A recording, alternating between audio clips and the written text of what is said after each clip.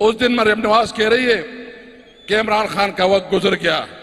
वो बीबी, मैं आपको चैलेंज करता हूं कि आए, फ्री एंड फेयर इलेक्शन हो और न्यूट्रल एम्पायर हो, आपके साथ ये तमाम सियासी पार्टियां मिलकर आपके साथ इलेक्शन लड़े।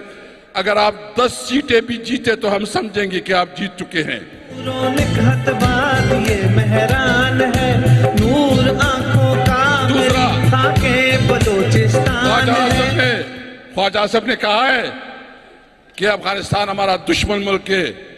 मैं उसकी इस बयान की मजम्मत करता हूं।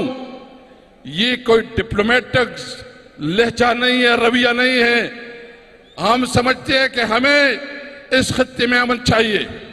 जो सऊदिया के साथ एग्रीमेंट हुआ हम उसको अप्रिशिएट करते हैं, लेकिन अगर आपने इस मुल्क को तरक्की की तरफ लेके जाना है, रोजगार की तरफ लेके जाना है, तो इसके लिए अपनी रीजनल ममालिक के साथ, एक इंडिया के अलावा उसके साथ तिजारत के ताल्लुकात को एस्टेब्लिश करने होंगे।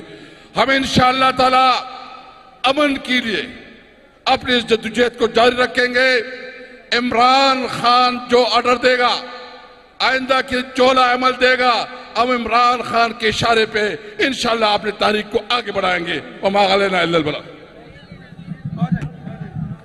आप जिस्मो जान है, दिल है सरहद। का नस्तईन, इस ट्रिब्यूट को देखने के बाद